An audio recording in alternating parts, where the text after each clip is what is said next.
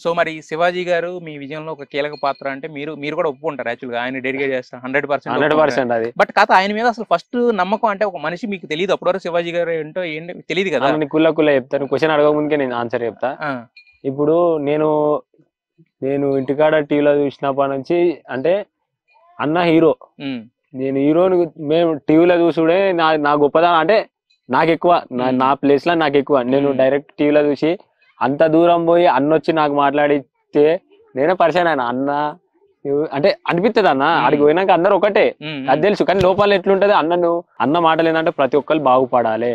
ఇంతమంది కష్టపడుతున్నారు, వాళ్ళ కష్టాన్ని ఇంకా ఎప్పుడో వస్తుంది టైం.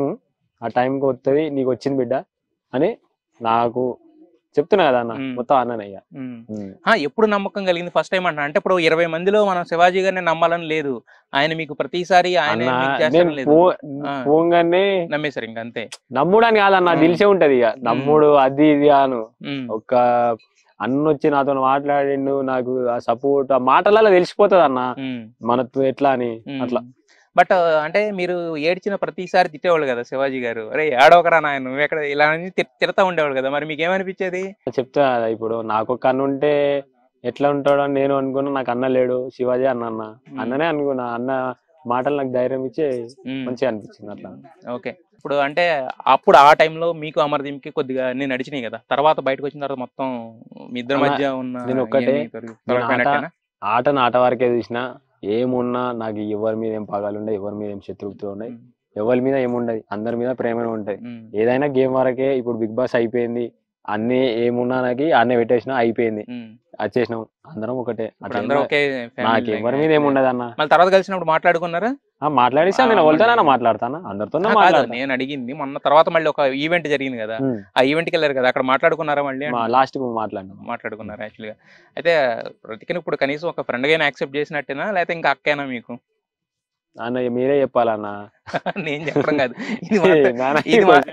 ఇది మాత్రం నువ్వే చెప్పాలి. ఇది ఒక ఫ్రెండ్ గా యాక్సెప్ట్ చేసినట్టా లేదా అని. నేను ఒక్కసారి మెంటల్ గా ఫిక్స్ అయిపోతే ఫిక్స్ అయ్యా. ఇప్పుడు ఏంటి రతిక అక్క ఫ్రెండ్? అక్కనే అన్న. మొన్న షోలాళ్ళు అట్లా చేసిరు కాదు. అయితే మీరు మిగతా బిగ్ బాస్ లో చూస్తే మిగతా అంతా కామెడీగా రకరకాలుగా ప్రశాంత్ అంటే కామ్గా ఇలా ఉండేవాళ్ళు.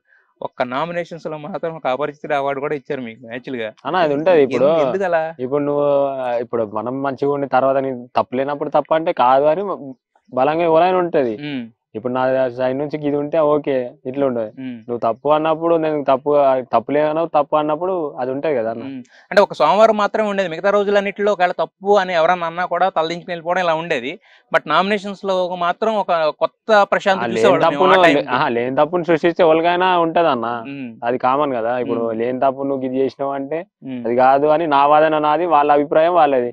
వాళ్ళు చెప్తారు, మనం రెస్పెక్ట్ చేస్తాం, మాది ఇది కాదని మనం వాదిస్తాం. అంటే స్టేజ్ ఆఫ్ ఆర్గ్యుమెంట్ కాబట్టి పరంగా అలా అది మళ్ళీ దాని మందేమో ఉంటుంది. తర్వాత పోయినాక అన్ననే అంతనే అట్లా. అదే అన్ననే తమ్ముడే అన్న అడిగిపోతే ఇప్పుడు వాళ్ళు నామినేషన్ చేసినప్పుడు ఎట్లైనా మనం ఒప్పుకోవాలి, వాళ్ళు ఎట్లయినా వాళ్ళు ఒప్పుకుంటారు, అంతే కదా అన్న.